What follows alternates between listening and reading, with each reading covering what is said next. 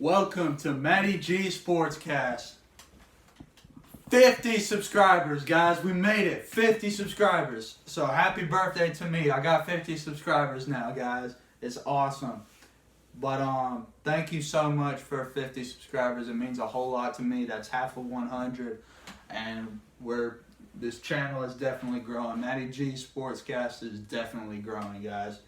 And let's get right into it. Today we are going to be talking about my favorite retired NBA players.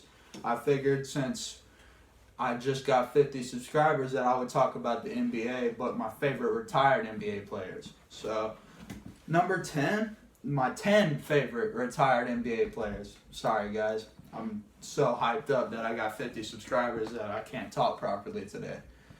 And let's get right into it. Number 10, Jason Williams. He's one of my favorite players. I actually don't have his jersey, but he's one of my favorite players. His nickname was White Chocolate. He played in the SEC for basketball, was a Florida Gator. He got into a little bit of trouble, so he went, I want to say 4 for 5 in the first round. But he was known for his flashy assists. And he was known for passing the ball real well. Like no look, shoulder passes. Like it was just crazy what he did. Number 9, Tracy McGrady. Now I'm sure y'all know him as Vince Carter's cousin. I can't talk today, guys. But y'all know him as Vince Carter's cousin. And he played for the Raptors. Then he played for the Magic. Then he played for the Rockets. Then he went overseas and played for the Qingdao Eagles. His number was retired by the Eagles, number 1, and he was an NBA scoring champ back-to-back in 2003 and 2004. Now, I find that amazing that he was a scoring champ back-to-back. Not 1 year, but 2 years. That's good. That's really good. And he actually played for both of my favorite teams, the Hawks and the Spurs. He ended his career in the Spurs, and they ended up losing in the finals, so he didn't get his ring. If he had stayed 1 more year, though, he would have got it, but he was old anyway. So, yeah. Number 8, Spud Webb. Now, he was 5'7" on NBA.com. He is 5'7", but other basketball references reference him as 5'6". He played for the Atlanta Hawks. And he won the slam dunk contest at 5'7", which is really impressive considering I'm 5'11" and can't even dunk, and he's 5'7" and he can dunk. That's impressive. Number 7, Larry Bird. Now I would say he was considered the GOAT before there was Michael Jordan. Fun fact about him is he found the University of Indiana, his hometown, the college of his hometown, too big because of his anxiety. He found it too big, so he went to Indiana State. And he took a small school into the Final Four multiple times, which I find that amazing that he got to play against Magic and Michigan State. Now, he might have not won against Magic, but he made it there.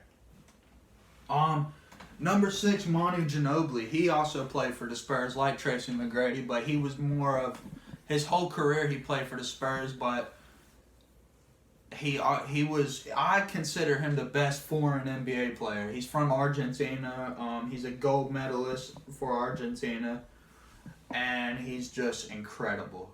He was an incredible player. He blocked James Harden's shot one time in the playoffs. I remember watching that live and thinking, man, he just denied that dude. Like, it was crazy. And he was a really good player. I really liked him. Number 5, Shaquille O'Neal. He was a powerful center, and he had a very goofy personality. He played for the Lakers with Kobe Bryant. He also played for the Miami Heat, won with the Miami Heat. He's one of the greatest centers, if not the greatest center in basketball, and he's incredible as well. Number 4, Tim Duncan. He is also a center. I would say him and Shaq are tied at powerful centers. He had a really quiet personality. You know, there's a lot about Tim Duncan that people don't know. He was a really good swimmer. He was from the U.S. Virgin Islands. He was a very good swimmer, and there was a hurricane in the Virgin Islands, and he couldn't swim anymore because of the pools, and his anxiety was also bad like Larry Bird's, and he was afraid of sharks and swimming in the ocean and practicing his swimming in the ocean. So he turned to basketball and started playing basketball, and he got good at it. And he ended up going to Wake Forest, a very small school, like Chris Paul went to Wake Forest.